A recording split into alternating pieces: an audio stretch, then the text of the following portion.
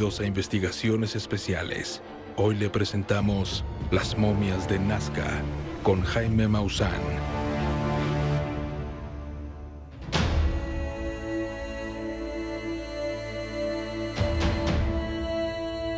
Perú ha sido cuna de algunas de las civilizaciones más antiguas del planeta. La mayoría enterraba a sus nobles y reyes con tesoros y objetos de valor para que los acompañaran en la otra vida. Es decir, Perú se convirtió en una gran huaca, un cementerio de civilizaciones milenarias que atrae a más de 25,000 saqueadores de tumbas conocidos como huaqueros. Uno de estos huaqueros encontró una tumba cerca de Nazca, que lo asustó terriblemente. El huaquero, con más de 20 años de experiencia, conocido como Mario, abandonó el lugar y no regresó por varios meses. Eventualmente, y a través de un intermediario, Mario contactó al Instituto Incari en Cusco, a cargo del franco-peruano Thierry Llamín. El hallazgo ha sido realizado por un buscador de tesoro, y eso en Perú es delito.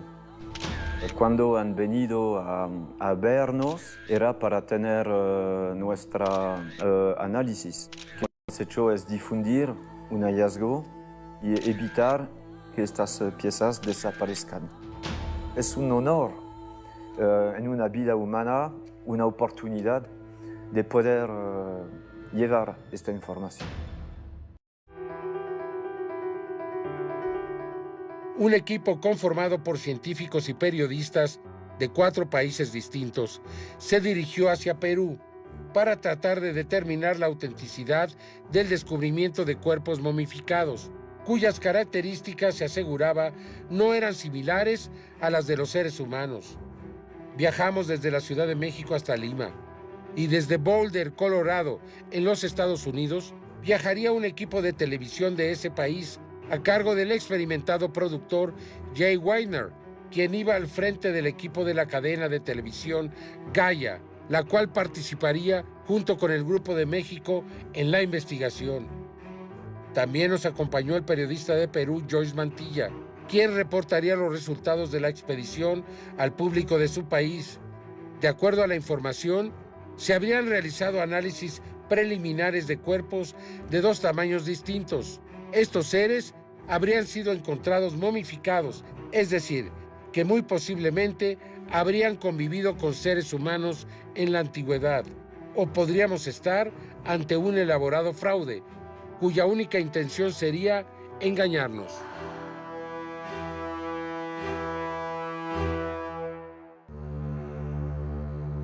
Nos dirigimos entonces hacia Cusco, una ciudad antigua, enigmática, construida sobre los antiguos restos de la ciudad inca conocida como Cosco, una ciudad que a su vez fue edificada sobre antiguos restos que, de acuerdo a los propios incas, ya estaba ahí cuando ellos llegaron unos 400 años antes de Cristo. La manera en que las grandes piedras, algunas de más de 100 toneladas de peso, fueron unidas unas con otras, es una técnica hasta hoy desconocida, extraordinaria. Esta piedra, conocida como la piedra de los 12 ángulos, porque si las contamos son 12 caras distintas, es un extraordinario ejemplo de la tecnología que se utilizaba aquí por los habitantes del Cusco, y un extraordinario ejemplo de una tecnología que desconocemos.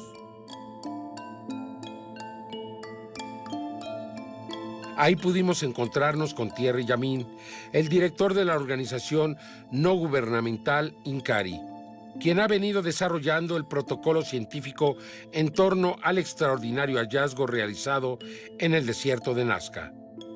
En octubre del 2016 han venido a tocar a la puerta del Instituto Incari con una historia increíble y con unos objetos aún más increíbles.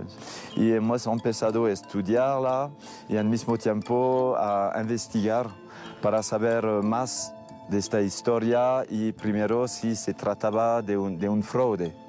Y hasta la fecha no hemos encontrado esta falla. Thierry Llamín nos habló de Mario, un seudónimo de un huaquero, una persona que se dedica a extraer tesoros prehispánicos, los cuales abundan en Perú. Mario es la persona que se dedica al tráfico de objetos precolombinos. Él ha encontrado el sitio y ahora, últimamente, Mario creo que ha entendido la trascendencia del asunto y apoya al Instituto Incari para hacer conocer esta historia que parece de una película. En la carta que Thierry Llamín envió al doctor Jorge Nieto Montesinos, director del Ministerio de Cultura del Perú, resulta evidente la importancia y trascendencia de este hallazgo, además de que le solicita su opinión y participación.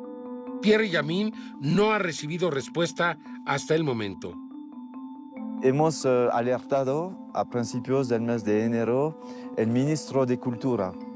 Así que las autoridades peruanas saben todo de este asunto. Nos dirigimos entonces hacia el Instituto Incari para poder realizar las primeras investigaciones. Sin embargo, para nuestra sorpresa, nos encontramos que no había cuerpos. No había señal de Mario y el staff del Instituto Incari trataba desesperadamente de encontrarlo por teléfono. Las llamadas se cortaban constantemente. Thierry Llamín y su socio, José Casafranca, trataban de convencerlo sin suerte. Tras varios intentos fallidos, fue mi turno de intentar razonar con el huaquero y convencerlo de que no estábamos ahí para otra cosa que no fuera una investigación científica. Perdóname tanta molestia, Mario. Me ayudarías mucho si mandas los cuerpos hoy. Yo te doy mi palabra. Finalmente, tras varias promesas de no comprometerlo con el gobierno, aceptó y prometió mandarnos la evidencia. Mario, debido quizás a la naturaleza ilegal de su actividad, resultó ser una persona desconfiada y con la que se tuvo que negociar largamente el acceso a los cuerpos. Tras esperar un tiempo indeterminado, finalmente llegaron a Incari varias cajas de plástico y cartón, enviadas por Mario a través de intermediarios. La primera sorpresa fue un cuerpo de unos 30 centímetros que, sin embargo, a primera vista, las radiografías tomadas previamente por el staff del Instituto Incari mostraban que el pequeño cuerpo parecía haber sido confeccionado, es decir, no parecía ser orgánico. Este cuerpo fue analizado a través de rayos X, tiene muchas irregularidades. Para ser específico y de forma rápida, las estructuras óseas que probablemente presenta este cuerpo no tienen articulaciones o rebordes articulares entre ellos. Todos los huesos son rectos, terminan sobre una superficie completamente plana, es decir, son puras estructuras tubulares con angulaciones planas, con angulaciones rectas que no representan una articulación que le hubiera permitido movimiento. De repente esto ha sido homenaje a algún antepasado o algún ser que han tenido contacto directo. Tampoco podemos decir si ha podido caminar. Entonces es un poco complicado porque no cuenta con articulaciones.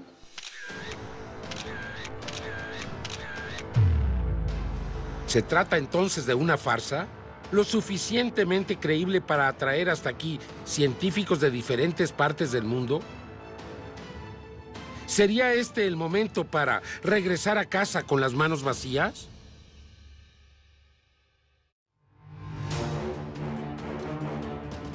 Las evidencias encontradas en los primeros momentos de nuestra investigación sugerían la posibilidad de que nos encontrábamos ante un elaborado fraude. El primer cuerpo presentado al equipo científico era obviamente armado y no orgánico. El equipo científico estaba frustrado. ¿Sería este el momento de dar a conocer el caso como fraude y regresar a casa? Entonces, se presentó ante el científico forense José de Jesús Salce, el médico cirujano Edson Salazar y el biólogo José de la Cruz Ríos una evidencia que no tiene una explicación convencional. Nos encontrábamos ante lo que parecían ser 3 manos orgánicas tridáctilas, es decir, con 3 dedos de más de 30 centímetros de extensión, con 5 o 6 falanges en cada uno de ellos. Además, se podían observar algo parecido a implantes metálicos cuyo objetivo era desconocido. Estábamos impactados. Los implantes en estas imágenes parecían ser de oro, aunque hasta el momento no se les han realizado análisis que lo confirmen. Es cierto que en la literatura científica existe el polimorfismo y otras malformaciones que se presentan en algunos seres humanos. Sin embargo, no existe referencia a seres con solo 3 dedos con 5 o 6 falanges en cada uno de ellos.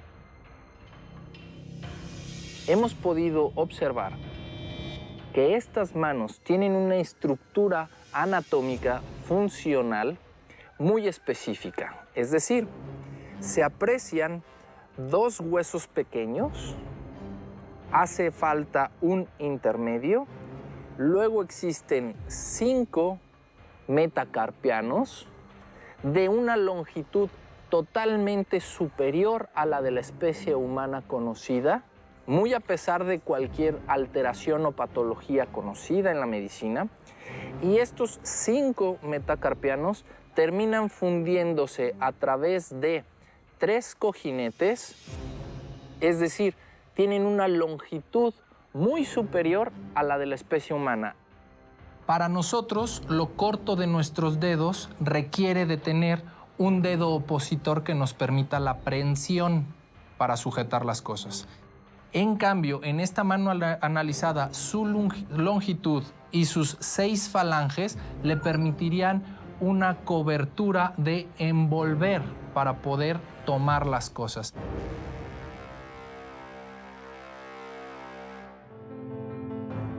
Algunos científicos peruanos cuestionaron la posibilidad de que estas manos fuesen reales y aseguraron que se les habrían cortado 2 dedos y se les habrían añadido falanges y que la transformación de este espécimen se habría realizado en un taller de Nazca, apresurándose a desacreditar el caso sin haber realizado ningún tipo de investigación. Lo que llama la atención de esto, acá sí se puede apreciar los surcos unguiales, acá, la uña. Esto es una uña, ¿no? Un surco unguial, se aprecia detalle. En este mejor. Es algo demasiado cercano a lo real, pero que no tenemos cómo comprobar esa realidad. Si la alteración se hubiera hecho en vida, se verían los reductos de la cirugía. Y si la alteración se hubiera hecho posterior a la muerte, el tejido ya no está vivo y por lo tanto no hubiera regenerado y no hubiera recuperado su forma y se notarían las cicatrices o los puntos de unión. No estamos hablando de un muñeco o de algo que se pueda repetir de forma seriada, industrializada, fabricada e imposible de hacer falso. Si nosotros tenemos en cuenta que los caminos que ha tomado la evolución de la vida son tan extraños y tan inesperados que nunca podemos decir que ya lo sabemos todo. En este caso de las llamadas momias de Nazca, en el Perú hay una sorprendente yuxtaposición en representaciones iconográficas. Incluso recuerdo un jarrón que se encuentra en este momento en una universidad norteamericana y que he visto las copias, donde ves seres con 3 dedos, pero yo en esos casos no las calificaría de superchería, porque sí deben representar, según los ojos de estos hombres, una forma de deidad, ¿no? Para mí es lo más plausible, ¿no? Es la hipótesis que también se me hace más concreto. Además, fueron localizadas cabezas de seres muy extrañas.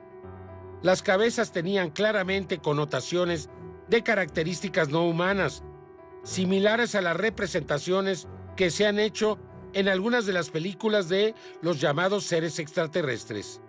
Aquí hay un dato importante. Hemos encontrado que en una de estas cabezas existe una vértebra que es exactamente idéntica a la vértebra que todos los mamíferos tenemos, que es el atlas.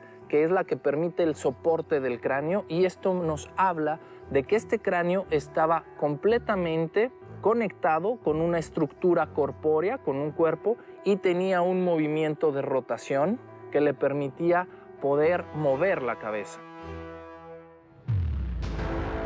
Sin embargo, nuestro día aún no terminaba. A continuación, conoceríamos a dos seres orgánicos de más de 60 centímetros de longitud, que serían conocidos como Albert y Josefina, ambos cuerpos en excelente estado de conservación y con cabezas similares a las analizadas por el equipo científico anteriormente. Llegamos a la conclusión que estos cuerpos son realmente estructuras anatómicas que encajan, que tienen correspondencia articular y que realmente son unas piezas invaluables. Y mediante un estudio radiológico hemos llegado a la conclusión de que estos seres han sido tejido orgánico, cuentan con lo que es este tejido óseo, en lo que es la cabeza, el cuerpo, las extremidades. Igual cuentan con articulaciones, cuentan con una columna vertebral, cuentan con características anatómicas que se asemejan mucho a una estructura antropomorfa, ¿no? Dentro de la configuración de la cara podemos apreciar regiones orbitarias, al mismo tiempo una región bucal y al mismo tiempo una cabeza prominente, ¿no? De anterior a posterior. Estamos ante un espécimen de tipo reptil humanoide. No conocemos mamíferos de tipo homínido que tengan 3 dedos. Nosotros somos pentadactilos, lo mismo que los grupos de los primates, pero aquí se rompe totalmente esa característica. Estos dos tipos, los primeros de 60 centímetros, tienen características totalmente distintas y diferentes hacia la especie humana. Tienen solo un hueso en los antebrazos, tienen 3 dedos, no tienen carpos, igual en las piernas solo tienen un hueso y 3 dedos en las plantas de los pies. El hueso de la pierna es directo hacia el contacto con el piso, es decir, no tiene una transferencia con otro hueso como nosotros, como el calcáneo, sino son transferencias directas en estos pequeños de 60 centímetros que tienen una inclinación fenotípica hacia la especie reptil. Pero las sorpresas apenas comenzaban a surgir y el equipo sería testigo de algo verdaderamente extraordinario. Pruebas realizadas a la momia conocida como Josefina mostraban algo insólito, pues al parecer esta se encontraba en un proceso de gestación en el momento en que encontró la muerte.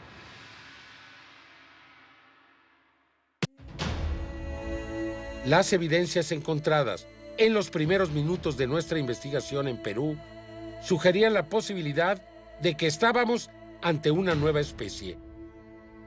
Pequeñas cabezas que, de acuerdo a los especialistas, no eran de algún tipo de especie conocida, así como las manos de seres tridáctilos, manos de las cuales no existía ningún antecedente físico. Solo las pudimos encontrar representadas en antiguos petroglifos, jeroglifos o pinturas rupestres, debido a que, hasta ese momento, no teníamos los resultados de carbono 14 y no habíamos podido establecer su antigüedad y así poder determinar si se encontraban directamente relacionadas a las evidencias orgánicas encontradas en una antigua cueva en Nazca, en Perú. El equipo formado por científicos, arqueólogos y periodistas nos trasladaríamos hasta una clínica privada para realizar una serie de rayos X al nuevo cuerpo, que habría sido recibido por la organización INCARI. Nuestra sorpresa sería mayúscula. Podríamos decir que hemos estado esperando por esta imagen toda la vida. Una evidencia absolutamente irrefutable de la presencia de seres que no tienen características humanas. Aunque su forma es la de un ser humano, la de un humanoide, podemos ver que se trata de un ser que no fue producto de la evolución del planeta Tierra y del cual tenemos su cuerpo. Es un cuerpo físico, es un cuerpo real que puede ser analizado e investigado por los especialistas de todo el mundo. estamos ante un ser que actualmente no tenemos registrado o documentado dentro de la ciencia. Es un ser bípedo con características fenotípicas similares al humano, de tipo humanoide, pero que no tienen nada que ver con un ser humano tal cual lo conocemos o en la evolución que tenemos registrada del ser humano proviniendo de un primate. Interrogamos entonces al biólogo José de la Cruz Ríos, quien podría determinar con más certeza a qué tipo de especie podrían relacionarse estos seres. Este ser no tiene un ancestro común al nuestro. Evidentemente, ante eso, no hay registros paleontológicos, no hay registros biológicos, la ciencia actual no lo tiene registrado. Determinamos que no corresponde de manera evolutiva aquí en la Tierra. Otro aspecto importante es el aspecto humanoide, llama mucho la atención. Además, una parte importante aquí que podemos identificar la presencia de huevos. Lo que parecía ser algún tipo de embarazo era en realidad una criatura no identificada que parecía tener huevos en su interior, demostrando que estaba más cerca de los reptiles que de los seres humanos. Lo más sorprendente es encontrar un espécimen en ese estado de preñez, en ese estado en el cual tiene esas estructuras, huevos, aún en su interior. Por lo tanto, estaba en periodo de gestación. Esta imagen es importantísima porque nos permite ver, además de los huesos, además del cráneo y su consistencia ósea, nos permite ver el metal que tiene en el pecho. Este es metal, un metal que no permite observar la pieza ósea que se encuentra posterior. Este metal se encuentra en el pecho del objeto. Sin embargo, cuando llegamos a la parte de lo que sería la cavidad pélvica o abdomen bajo, encontramos tres estructuras de tipo ovoide. Esto nos determina que son translúcidos. Al ser translúcidos son consistentes con una sustancia orgánica de tipo huevo. Revisando la placa radiográfica en esta proyección lateral, podemos encontrar lo que sería una cresta ilíaca y la articulación de lo que sería aparentemente el fémur en el caso de un humano, ¿no? Podemos encontrar también lo que serían las articulaciones del codo, igual como las articulaciones, lo que en los humanos sería el hombro, ¿no? Luego en las manos podemos ver en esta proyección frontal los huesos propios de la mano, que serían las falanges, y la ausencia de huesos carpianos, ¿no? Encontramos un solo hueso aparentemente que va a articular, igual en ambas manos. Pero al mismo tiempo nos causa un poco de dudas por la anatomía que tiene, ¿no? En análisis comparativo con un humano. De repente la anatomía es así y recién la estamos conociendo. En la América precolombina ha existido un culto a los reptiles. Tenemos en México a Quetzalcóatl, tenemos a Cuculcán, tenemos una serie de divinidades que son evidentemente reptilianas. Y estoy hablando solo de los más evidentes, ¿no? Porque incluso en Huitzilopochtli encuentras elementos reptilianos. En el Perú, en Chavín, tienes muchas representaciones de la serpiente, juega un rol totalmente protagónico, ¿no? Incluso está la famosa medusa de Chavín, que es un ser que tiene serpientes en lugar de cabellos y los rasgos están combinados con felino. Entonces, el culto a los reptiles no ha sido una cuestión excepcional, sino todo lo contrario, ha sido algo que se podría decir que era parte constituyente de los esquemas religiosos en nuestro continente. De confirmarse con los análisis que estos seres encontrados en Perú están relacionados con algunas especies como los reptiles u otras especies desconocidas, tendríamos que considerar la posibilidad de que se hubiesen desarrollado en algún otro lugar, ya que no existen referencias de otros cuerpos con las mismas características que han sido encontrados en algún otro sitio, y de que fueron momificados muy posiblemente por seres humanos, y por tanto no se trata de una especie que vivió y murió en la naturaleza, sino que formó parte de una antigua civilización? Sin duda que la pregunta era ahora, ¿convivieron con los seres humanos? ¿Qué tanto influyeron en el desarrollo de las antiguas civilizaciones? Al continuar nuestra investigación en Perú, viajaremos desde Cusco hacia Nazca, un lugar donde llueve muy poco, lo cual favorece la preservación de los cuerpos momificados. Es ahí donde se han encontrado las momias más antiguas registradas en la historia. Al continuar nuestra investigación en Perú, viajamos de Cusco hasta Nazca. Un vuelo de avión nos llevó a Lima, para de ahí trasladarnos con el grupo de periodistas y científicos hasta Ica y seguir a Nazca, al sur del Perú. Un lugar donde llueve poco, lo cual favorece la preservación de los cuerpos momificados. Fue en esa zona donde se han encontrado las momias más antiguas registradas en la historia. Un lugar mágico donde se han desarrollado civilizaciones desde tiempos inmemoriales. Mario es un buscador de tesoros, un clandestino.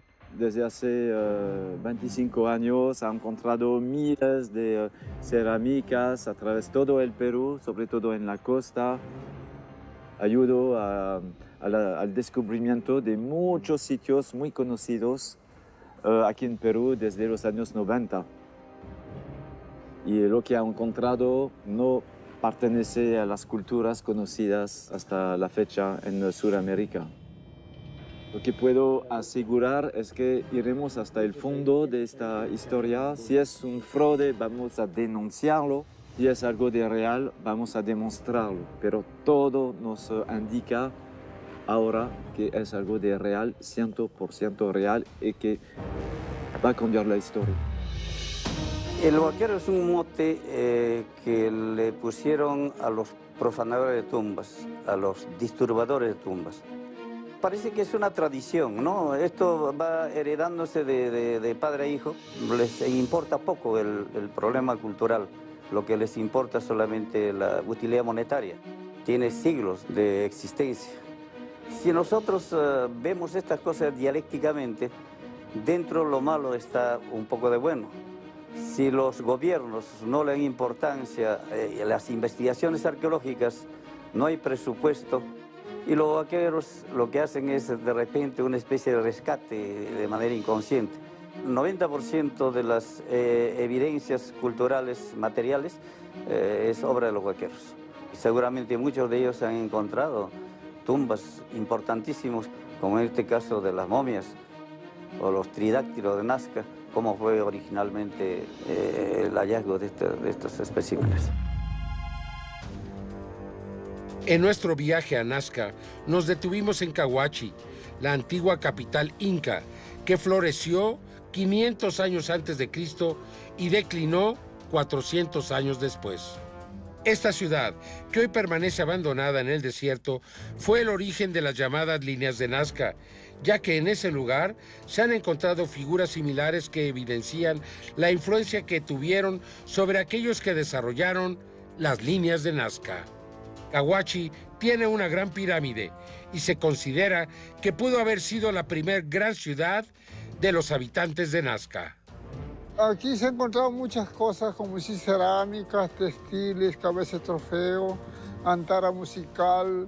También se encontró una niña sacerdotisa de 14 años a 15 años de edad, con sus ofrendas, unas cabezas de trofeo de aves y su corona de oro. Posiblemente eso está en el Museo Antonino y Nazca. Son 36 pirámides, entre grandes, pequeñas, escalonados. La ciudadela es de 24 kilómetros cuadrados. Una ciudadela hecha de barro, adobe a nivel mundial. Los dibujos aquí, en excavaciones, salen los peces de cerámica con los dibujos de la línea. Esta es la capital de los Nazca, la cultura Nazca. Las llamadas líneas de Nazca son consideradas uno de los misterios más grandes del mundo antiguo. Dibujos de cientos de metros de extensión, grabados sobre el terreno desértico hace miles de años y que aún persisten intactos hasta nuestros días.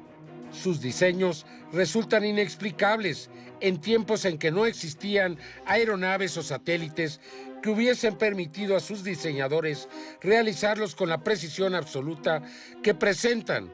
No existen errores en su trazo, además de que fueron realizados para ser observados desde las alturas, es decir, que sus creadores nunca los pudieron ver terminados. Estos geoglifos, estas líneas, estas figuras, tienen algo muy peculiar que no se repite en ninguna otra parte del mundo, que fueron hechos con la técnica extractiva, es decir, los nazcas hacían surcos sobre el terreno retirando la capa superficial y dejaban al descubierto la capa inferior, que es de un tono más blanco, y de esta forma elaboraban sus diseños, ¿no? Tenemos no solamente líneas rectas propiamente dichas, sino también figuras geométricas, así como también figuras antropomorfas, zoomorfas, fitomorfas, etcétera, ¿no? Estas figuras han sido hechas solamente a través de un trazo, es decir, es como si nosotros empezamos a hacer el trazo desde un punto y sin levantar el lápiz vamos haciendo todo el diseño y terminamos en el mismo punto donde empezamos, ¿no? Toda la información de líneas y figuras geométricas que existen en La Pampa en realidad sería un sistema codificado de la geografía de todo el mundo, de todo el globo terráqueo. Esto nos lleva a pensar de que en definitiva tuvo que haber una inteligencia cultivada detrás de todo este trabajo, un conocimiento científico, y no se trataba de simplemente un mero arte vacío, ¿no? Recordemos pues que esto de las momias tridáctilas de Nazca no es algo tan nuevo si consideramos que ya había un gran enigma descubierto años antes, que son las cabezas largas de los paracas. De confirmarse la autenticidad de estas piezas, considero que este hallazgo podría estar dando respuesta a lo que ya se venía sospechando desde hace muchas décadas atrás. Y este hallazgo de las momias tridáctilas podría dar respuesta a la participación justamente de esa inteligencia exógena que pudo en algún momento influenciado a los antiguos peruanos. En la siguiente etapa de nuestro viaje, llegaríamos hasta el departamento de Ica, donde se encuentra Nazca y sus famosos misterios. Ahí nos presentarían una momia de un ser de similitudes humanas y que, sin embargo, presentaba también grandes diferencias. Fue ahí en Nazca donde supuestamente se habría localizado la tumba. El huaquero, que se hace llamar Mario, asegura haber localizado un entierro donde encontró diversos cuerpos de características muy distintas. Algunos de ellos los pudimos observar y analizar en Cusco. Fue hasta ahí, cerca de los límites de Palpa, en el departamento de Ica, donde el grupo de periodistas, médicos y científicos fuimos citados y a donde el huaquero Mario supuestamente nos había reservado un hallazgo singular. El científico ruso Konstantin Korotkov se unió al equipo desde la Universidad de San Petersburgo para estar presente en la investigación. Fueron varios los lugares a donde fuimos citados, para más tarde ser cancelados, supuestamente por motivos de seguridad. Finalmente fuimos conducidos a un lugar secreto, el techo de una casa, donde no hubo nadie para recibirnos ni estaba presente lo prometido. El juego de la espera comenzó nuevamente. El grupo, cansado del viaje, daba muestras de desesperación y en lo personal empezaba a dudar si el viaje hasta Palpa habría sido necesario. Tal vez lo mejor hubiera sido quedarnos en Cusco y analizar más a detalle lo que ya se nos había presentado previamente. De repente, un grupo de hombres, junto con el staff de Incari, empezaron a preparar una plataforma y, para sorpresa nuestra, fue el propio Mario quien apareció junto con algunos asociados que cargaban una caja de donde sacó un cuerpo cubierto. El equipo se arremolinó alrededor y Mario finalmente lo descubrió. Se trataba de una momia de aproximadamente 1,60 m de altura, un ser con similitudes humanas y que, sin embargo, presentaba también grandes diferencias. María, que es el nombre con el que se le conocería, es una momia con características híbridas, con manos y pies tridáctilos, en perfecto estado de conservación. Y como hemos dicho, con similitudes al Homo sapiens, pero también con grandes diferencias. En mi opinión, este es el gran descubrimiento histórico del siglo XXI. Tal vez el más extraordinario. Estoy seguro de que ya contábamos con este tipo de evidencias. Existían varios rumores, pero no teníamos evidencias. Ahora las tenemos. Esto es importante porque ya no será posible esconderlas al mundo. Además, estoy seguro de que encontrarán más en donde fueron localizadas estas. En México conocemos una gran cantidad de objetos arqueológicos, objetos de cerámica en donde plasmaban este tipo de alienígenas. Las imágenes son claras, las podemos encontrar por internet. Siempre pensamos que provenían de su imaginación. Ahora podemos ver que son reales. Las características que presenta son propias de las criaturas humanas. En la frente, en los dedos, en la construcción, en el número de vértebras podemos ver que es diferente, pero aún así parece humano. Es muy poco probable que se encuentre en el linaje de las criaturas humanas, porque presenta características diferentes. Esto lo vemos en el cráneo, luce más como un tipo de escultura egipcia. Tenemos muchos objetos de cerámica que conservan imágenes con este tipo de criaturas. Conocemos leyendas de las culturas en Sudamérica.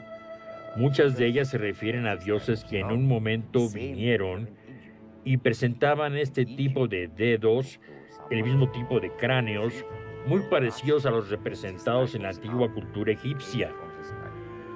En Egipto podemos ver varios manuscritos en donde describen a dioses con la misma forma en los cráneos y que además provenían del cielo. Estuve en Berlín en el Museo de Historia, en la sección de la cultura egipcia, y es muy claro poder ver en las esculturas a este tipo de personas. Es por eso que para mí las evidencias son totalmente correctas. Soy muy escéptico, pero estoy interesado en el tema. Siempre he pensado que el pasado fue una buena oportunidad para las criaturas que hemos visto. Había sido escéptico hasta que vi los huevos en el primer cuerpo en Cusco. Y sé bien que los humanos no tienen huevos, los humanoides no tienen huevos. Y en este caso, tenemos una criatura humanoide que caminaba de manera vertical, con ojos, boca, nariz y huevos expuestos. Inmediatamente me di cuenta, con absoluta y total certeza, de que teníamos una criatura que jamás se había encontrado o descubierto. El segundo cuerpo que vimos el 26 de abril tuvo un gran efecto en mí. En verdad, tomé aire, especialmente cuando descubrimos que era orgánico, que estaba hecho de materia orgánica, que no era falso. Eso fue muy impresionante. Uno de ellos parece ser más humanoide, el otro parece ser más reptiliano, no lo sé.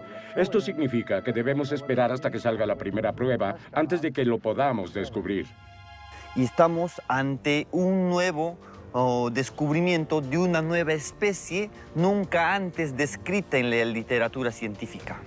Un cuerpo de estructura antropomorfa, tanto tiene una cabeza, tiene un cuello, tiene una caja torácica, una caja pélvica, así como extremidades superiores e inferiores, con ausencia de pabellones auriculares, pero que sí presenta conducto auricular, tanto en el lado derecho como en el lado izquierdo. En la región cervical podemos encontrar lo que son las vértebras cervicales, específicamente con sus apófisis espinosas, ¿no? Que se puede apreciar. El origen de este espécimen no lo podemos determinar, puesto que es el primero que conocemos de forma física, de forma real, al cual tenemos acceso para realizar diferentes análisis y estudios de tipo biológico y orgánico. Entonces, mientras no podamos determinar con certeza el origen, tendríamos que suponer que aquí en la Tierra sería una nueva especie que no hemos visto, que no existe, que no está registrada y de la cual no tenemos antecedente alguno sobre la superficie terrestre. Las diferencias son notables e irrefutables. Es un cuerpo momificado muy bien conservado que por sus estructuras de adosamiento de la piel sobre las superficies, la delgadez con la que se encuentra ya el músculo, la posición que guarda, la vista hacia arriba, podría tener quizás unos 2.000 o 3.000 años. Lo más emocionante justamente es que todos los científicos ratifican esta hipótesis. Y ellos mismos, yo cuando estaba escuchándolos en los laboratorios, estaba muy emocionado, casi llorando, escuchando lo que decían los médicos mexicanos, peruanos y otros, confirmando que son objetos biológicos reales, más que seguro no humanos. Escuchándolos, me imaginaba que estaba pensando que no están realizando lo que están diciendo. Lo que están diciendo va a cambiar la historia, están ratificando que no es humana. El cráneo elongado de María es similar a los descubiertos en otros lugares del Perú, donde las personas supuestamente se deformaban de manera similar, pues según algunos expertos se trataba de un símbolo de estatus y jerarquía, aunque algunos otros consideran que se trataba de imitar la apariencia de seres con las mismas características. En la siguiente hora de las momias de Nazca, viajaremos hasta Paracas, al sur del Perú, donde nos mostrarían los cráneos elongados más grandes del mundo, y donde se afirma que sus pobladores tenían el pelo de color rojizo, medían casi 2 metros y tenían los ojos de color claro.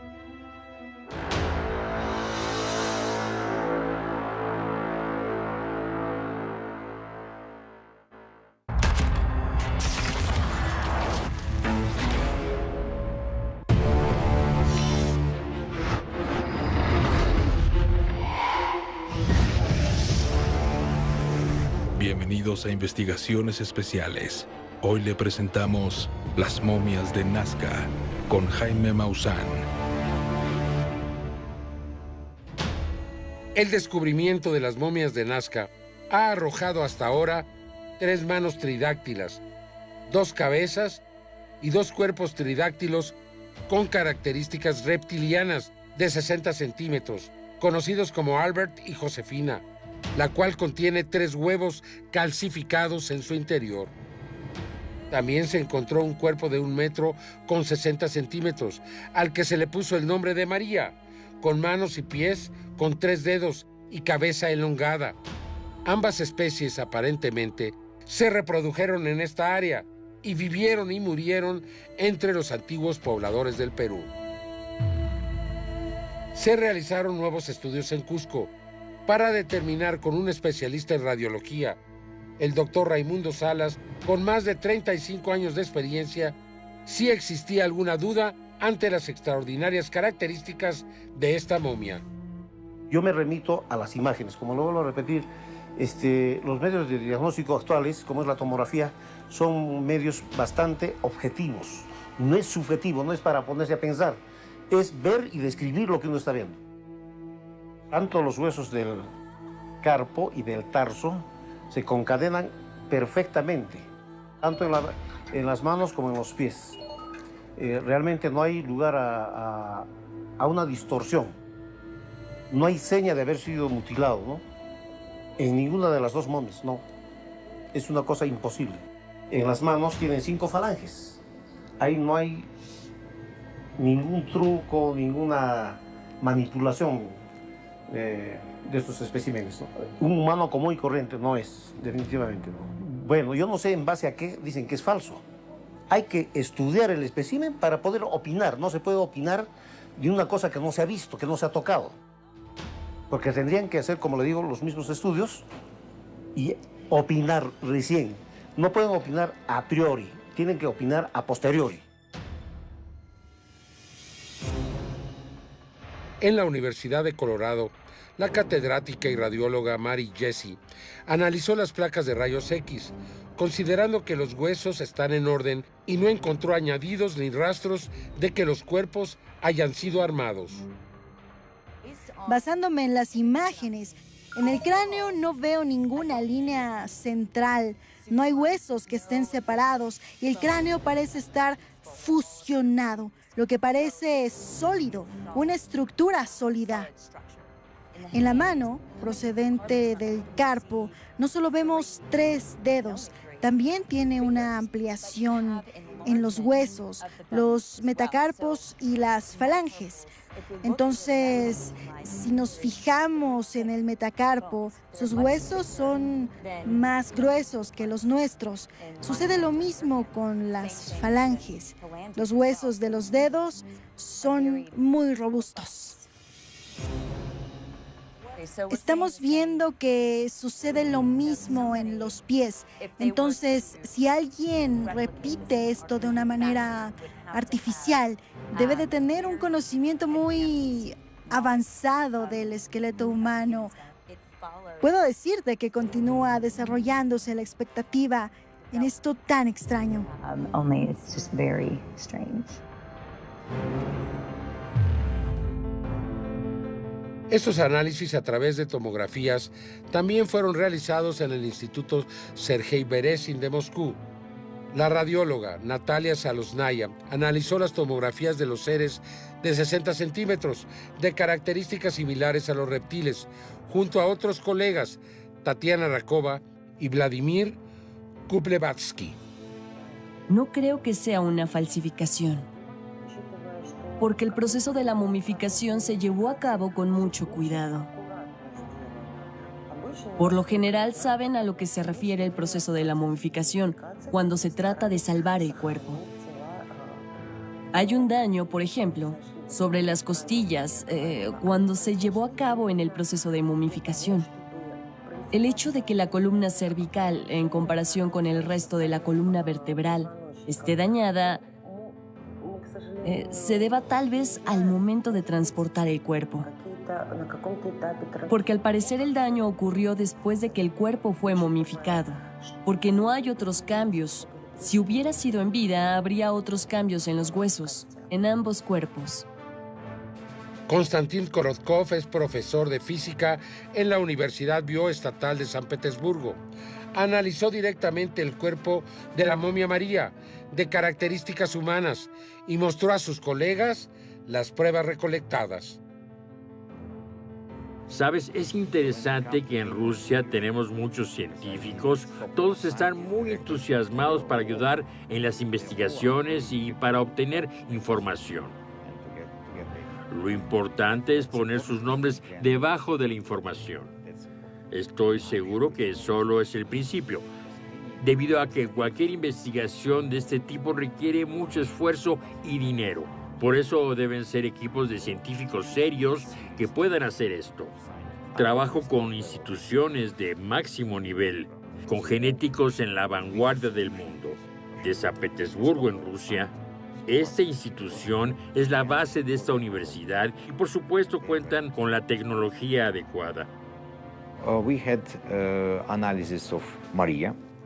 Ahora que tuvimos los análisis del cuerpo de María, de esta momia, todos los análisis comprueban que es una momia real, sin duda de tiempos antiguos.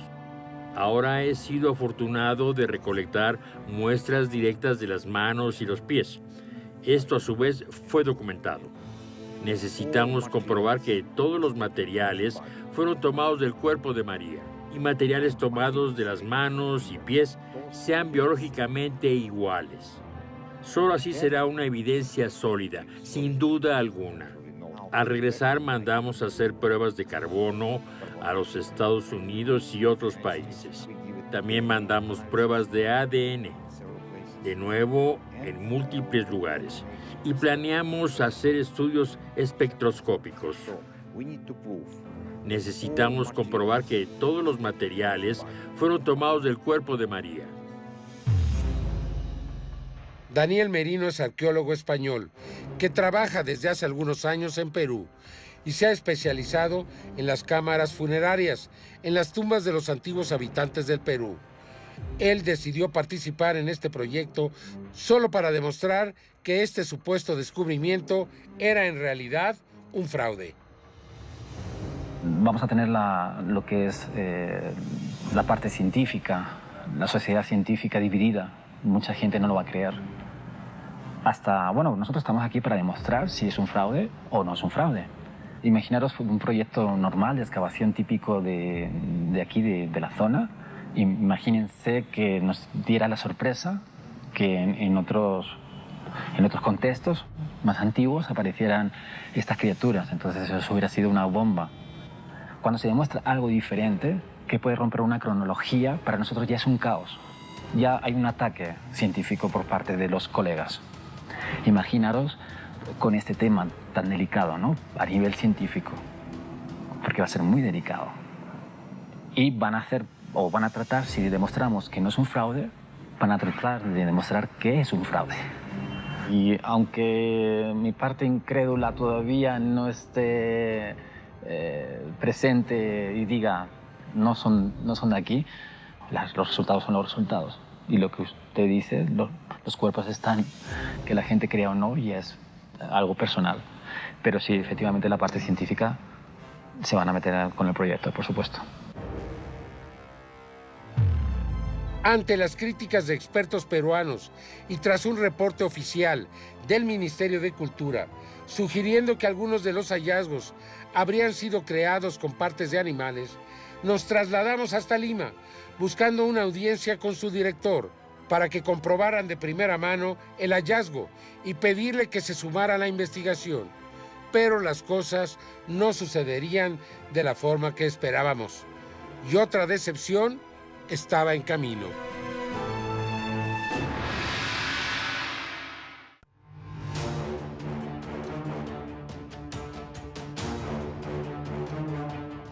Armados con las pruebas recopiladas hasta ese momento, arribamos a Lima con la esperanza de conocer al ministro de Cultura, a quien ya le habíamos escrito para exponer las evidencias del hallazgo y proponerle continuar la investigación en conjunto para incluir instituciones académicas que pudieran determinar la validez de las evidencias. Nadie más me puede recibir. ¿Y alguien más que nos pueda recibir? Sin embargo, tras nuestra llegada, encontramos un ambiente hostil. El ministro, según nos dijeron, no estaba presente y sus allegados estaban ocupados. No van a devolver la llamada, ¿sí? Sí. Tras esperar por un largo tiempo, fuimos atendidos por un representante que nos solicitó que enviáramos una nueva carta por correo electrónico para que pudiéramos hablar con un especialista. Si ustedes tienen el tiempo, nosotros podemos presentarles un adelanto que consideramos en lo personal, de una manera objetiva, que le dan sustento al caso. Bueno, pues muy decepcionado. El ministro de Cultura nos dirigió con alguien de una dirección de museos. La persona no se encontraba, entonces que regresaba en una semana. Sin embargo, debemos de recordar que Thierry Yamin, desde el mes de enero, envió una carta avisando de estos extraordinarios descubrimientos y, pues como sabemos, no le tomaron ningún tipo de atención. Y aquí a nadie le interesa. Tras el fracaso en Lima, regresamos a Cusco, pues escuchamos de un legislador peruano interesado en conversar con nosotros. Se trataba de Armando Villanueva del Partido Acción Popular, quien había oído del hallazgo, por lo que frente al equipo entero prometió hacer una presentación ante el Congreso peruano.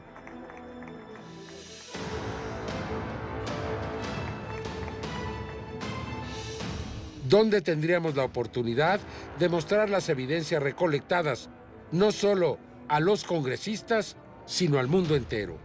Vamos a dar inicio a esta mesa de trabajo, ley que declara de interés histórico y cultural la investigación de las momias humanoides de Nazca, autoría del despacho que represento, presentado por la bancada de Acción Popular presente en el Congreso de la República Peruana. Y fue así, como en uno de los salones del Congreso, bajo la presidencia del congresista de Cusco, se programó una audiencia donde cada uno de los integrantes del equipo de científicos, radiólogos, forenses, médicos y genetistas pudieron exponer sus datos. El objetivo principal fue atraer la atención de la comunidad científica peruana, pero a pesar de las pruebas presentadas, ningún representante oficial apoyó una continuación de la investigación. Sin embargo, tras la presentación al gobierno peruano y antecedida por una rueda de prensa que atrajo medios de comunicación de todo el mundo, que expresaron su interés y se hicieron eco de las inquietudes de la población local e internacional en demanda de mayor información del caso, finalmente, la representante del Ministerio de Cultura en Cusco, Carla Vargas, aceptó salir en cámara. El Ministerio de Cultura tiene un área que investiga el material arqueológico. Nosotros podemos entender los procesos de momificación, podemos entender el lugar de donde procede el material, se investiga el contexto arqueológico de donde procede el material, pero una vez que ha sido arrancado ese lugar, que no se sabe exactamente cuál es su procedencia, cuál es su lugar de origen, es como entregar la información partida, porque ya está como separada de todo lo demás. Entonces, como material prehispánico que pertenece a una cultura que se ha desarrollado en el Perú, claro que es un interés del Ministerio de Cultura el entenderla, el estudiarla y el recuperarla, pero no es el interés del Ministerio de Cultura, y eso lo digo porque trabajo ahí y hablo a título personal también. No es nuestro interés saber si se trata de una momia extraterrestre o no, porque eso está fuera de lo que nosotros creemos. Mientras estábamos en Lima, el periodista Joyce Mantilla fue invitado por Leandro Benedicto Rivera, mejor conocido como Mario, a visitar el lugar donde fueron encontrados los cuerpos. El lugar está entre las líneas de Nazca, las líneas de Palpa y en la zona donde están los petroglifos de Chichitara. Ahí en medio aproximadamente está el lugar. De acuerdo al relato de Mantilla, Leandro Benedicto Rivera solo lo invitó a él y a 3 personas del Instituto Incari a conocer el lugar donde fueron encontrados sepultados los cuerpos de las especies de las momias de Nazca. Iniciaron el ascenso a más de 40 grados centígrados de temperatura y en condiciones muy difíciles. Se veían unas lomas de puras piedras, son cerros de piedras. No es una zona desértica, es una zona de piedras y muy difíciles de ascender, porque apenas pones el pie se te hunde casi hasta el tobillo, hasta la mitad de la rodilla casi. Solamente un conocedor del sitio podría llegar hasta ese sitio, porque a simple vista no hay cómo determinar cuál es la cueva, porque todo está tapiado con piedras pequeñas. Hubo un momento que se hizo lo que se llama el pago a la tierra. Es un pequeño ritual que lo condujo José Casafranca de Incari. Y es una ceremonia muy breve en el que se toma agua, se le echa al cerro con las manos, se le echa agua, se hace una oración y se le pide permiso al Apu, como ellos lo conocen, que es el dios tutelar, digamos, de los cerros, algo así.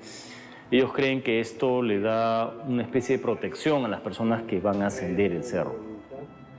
Y ante nosotros quedó expuesta pues la cueva, el ingreso, que más o menos tendría unos 1,80 m de ancho y una altura aproximada de 80-70 centímetros. Ingresa una persona a la vez, pero una vez adentro se expande la capacidad y pudimos entrar fácil 5 personas, 6 personas.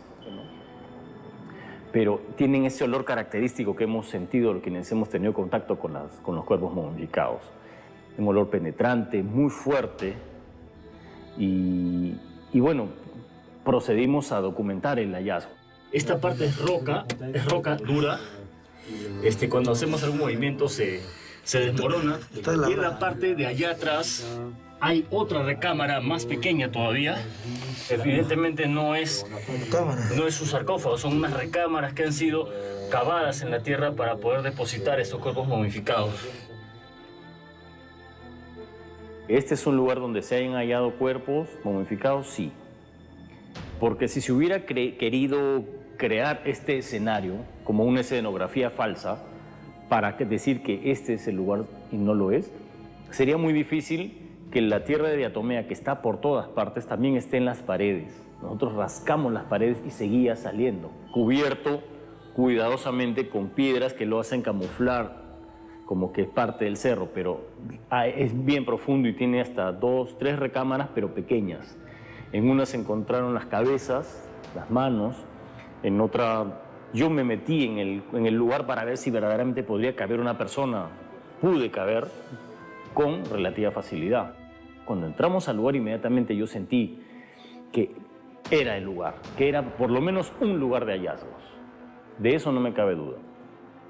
En ese momento sí sentí que verdaderamente estábamos corroborando que estábamos ante uno de los lugares de hallazgos. Creo que le da también a la ciencia que reclamaba conocer con justicia este lugar, creo que le va a dar elementos ya para que pueda continuar las investigaciones, que es lo que se quiere, ¿no? Llegar a la verdad de esta, sea cual sea.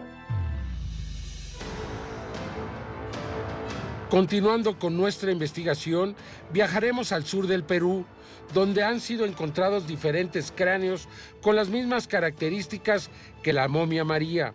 Un cráneo alargado natural que no fue modificado mediante la técnica de la elongación y donde trataremos de encontrar más respuestas a este extraordinario misterio.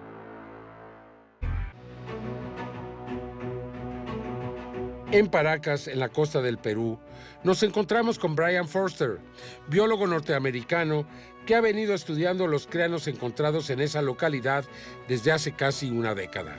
Forster está convencido que estos seres no se encuentran directamente relacionados con los seres humanos ni con los pobladores originales de Paracas.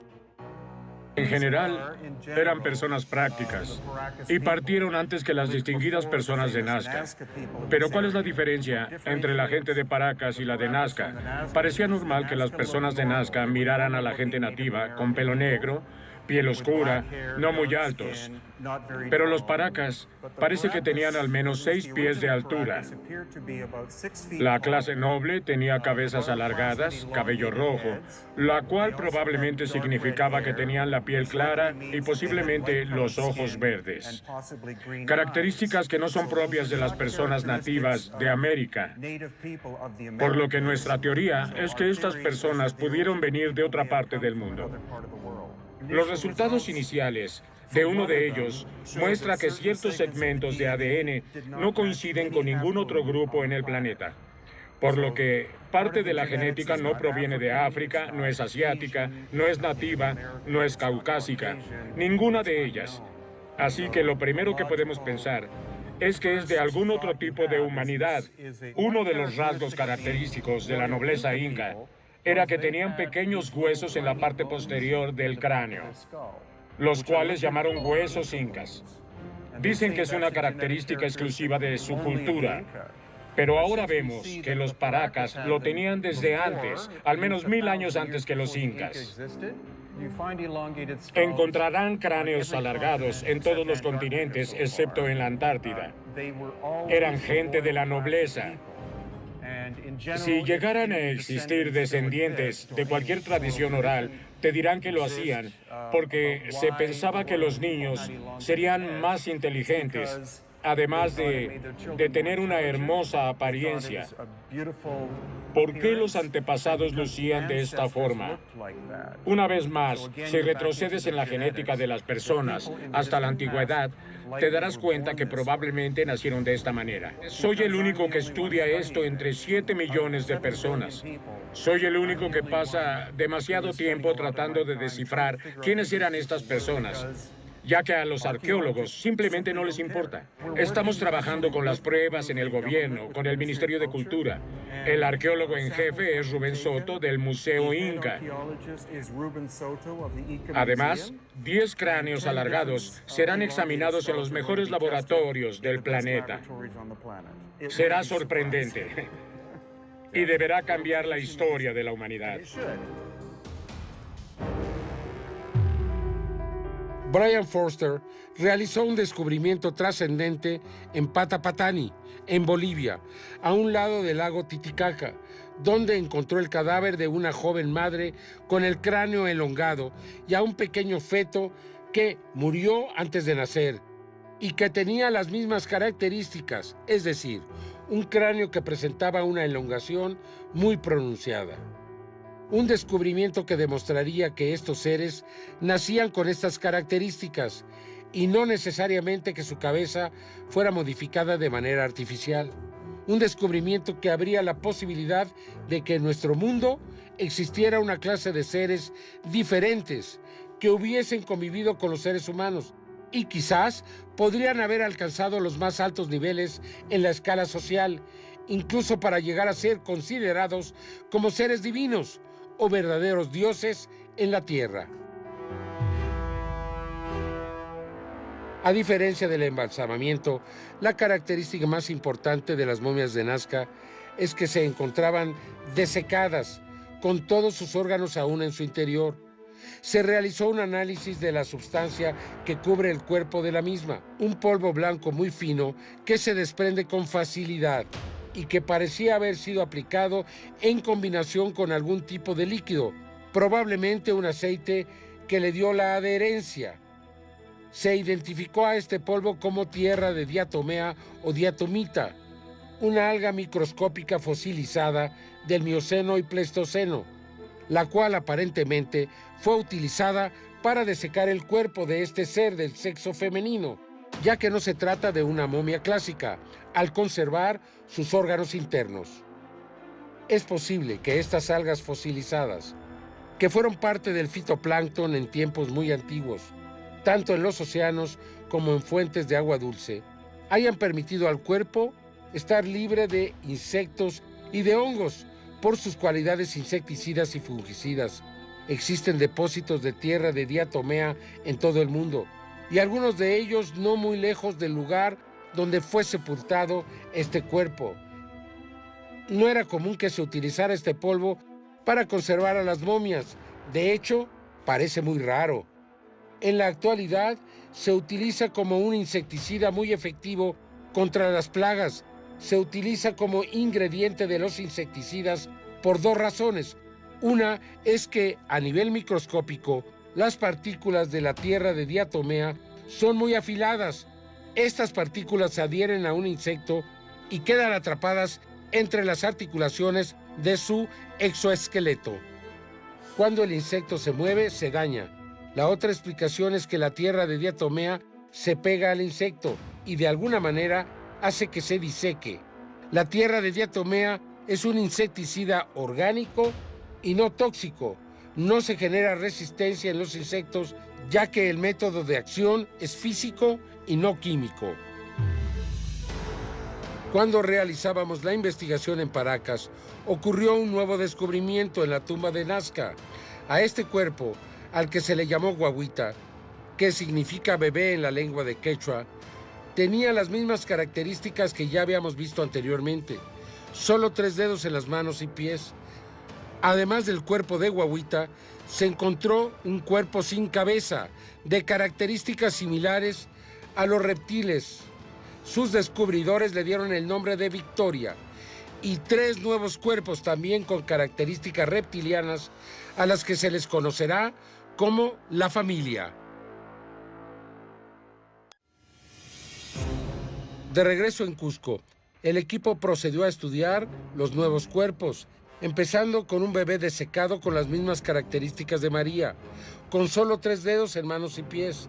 A este cuerpo, al que se le llamó Guaguita, que significa bebé en la lengua quechua, es un hallazgo sin duda con implicaciones extraordinarias, pues tal parece que estos seres no solo vivían entre los habitantes de Nazca, sino que se reproducían y tenían descendencia. Además del cuerpo de Guaguita, se encontró un nuevo cuerpo de características similares a los reptiles.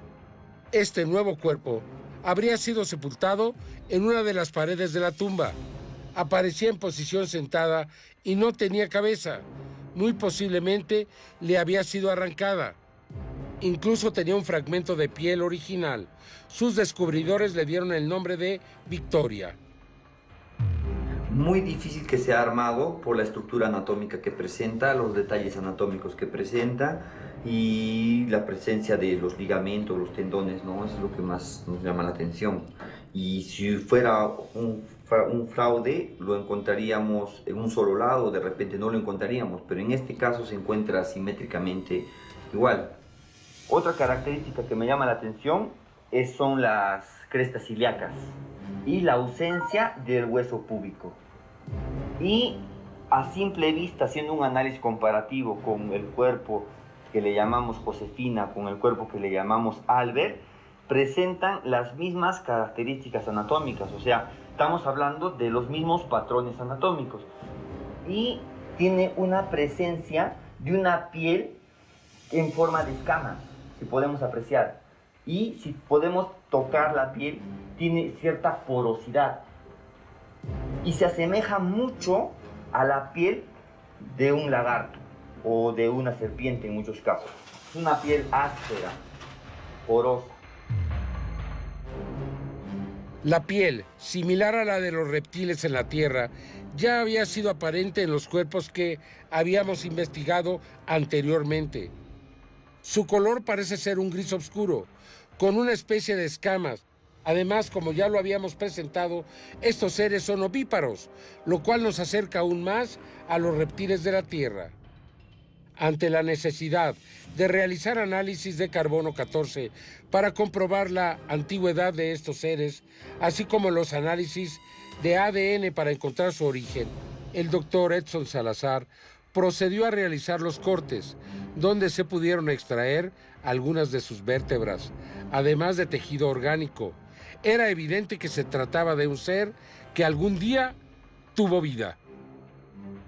La función de hoy día no es querer cortar el hueso de la región cervical, sino desarticularla por completo para que salga un hueso completo, ¿no? Eso sería importante. Y le vamos a hacer una incisión, no a cortarla, sino a desarticularla, para que salga completo el hueso sin tener que penetrar a la médula ósea, sin tener que contaminar el tejido. En esta imagen se pueden ver los 3 nuevos cuerpos que fueron descubiertos recientemente. Tienen las mismas características que han sido ya investigadas, sin embargo presentan también algunas diferencias. Este es un nuevo descubrimiento que se ha realizado en Nazca, en Perú, donde se han podido encontrar 3 cuerpos perfectamente conservados en un depósito de diatomea. Y podemos ver una serie de detalles en los cuerpos que demuestran no solamente su individualidad, porque ninguno es exactamente igual al otro, sino de que se trata de seres con las mismas características. Los 3 son tridáctilos, los 3 tienen pues el mismo tipo de pelvis, el mismo tipo de pecho, una serie de características que los hace pues realmente sui generis. Por ello ha sido bautizado como familia 3, familia 2, familia 1, porque tal parece que tuvieran un mismo origen. Llevamos estos cuerpos a la clínica del doctor en radiología Raimundo Salas para realizar nuevos análisis de rayos X, así como nuevas tomografías. Al realizar los análisis, el doctor Raimundo Salas descubrió una característica que se habría pasado por alto en los primeros análisis, pero que, sin embargo, es de gran importancia. Al observar el interior de la bóveda craneana, las características de la base del cráneo hacen virtualmente imposible cualquier tipo de falsificación, ya que cada especie tiene características únicas y las de estos seres, hasta donde se tiene conocido, no se parecen a ningún otro. La bóveda, la base del cráneo, tiene sus propias características. Como he vuelto a mencionar, esta sería la parte frontal, toda esta parte hasta acá. Esto sería el piso anterior, piso medio y piso posterior, si es que queremos hacer una comparación o un análogo con un cráneo humano. Proporcionalmente lógico, porque son seres pequeños pero con un cerebro, una masa encefálica muy grande. Para el tamaño del cuerpo es bastante grande. Más adelante, el cierre de esta investigación, los resultados finales de ADN y de carbono 14, elaborados por instituciones de diferentes países, y una entrevista exclusiva con Mario, quien decidió, al menos temporalmente, el permitir que los cuerpos fueran estudiados por una universidad de Perú.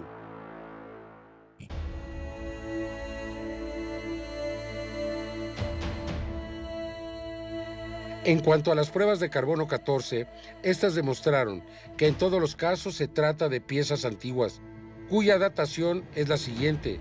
Se analizó una de las 3 manos tridáctilas que fueron entregadas a Thierry Yamin, 2 de estos análisis por un laboratorio de Beta Analytics de los Estados Unidos. El tercer análisis fue realizado por la Universidad Nacional Autónoma de México. El primer análisis de Beta Analytics de la mano dio una antigüedad de 6.420 años. El segundo análisis fue de 3.380 años y el tercero por la Universidad Nacional de México fue de 1.250 años. Nadie pudo explicar el porqué de las enormes diferencias. Sin embargo, lo que fue claro es que se trataba de una muestra orgánica y que era muy antigua. Los seres de 60 centímetros con características de reptil también fueron analizados en 3 ocasiones por 2 laboratorios distintos, por Beta Analytics y por la Universidad Nacional en México. Los 2 primeros dieron una antigüedad de 1.100 años y de 1.050 años. El tercer análisis dio una antigüedad de 790 años. En este caso, el resultado es más uniforme. Sin embargo, queda claro que estos cuerpos tienen muy probablemente entre 800 y 1.100 años de antigüedad. Los pequeños seres de 30 centímetros, que fueron considerados por los especialistas como seres muy posiblemente fabricados, posiblemente tendrían la misma antigüedad que los cuerpos de los seres más grandes. La pareja de Albert y Josefina, entre 800 y 1.100 años. Guaguita, 670 años. Y la momia llamada María tiene una antigüedad, de acuerdo a los 3 análisis de carbono 14, de entre 1750, 1771 y 1785 años.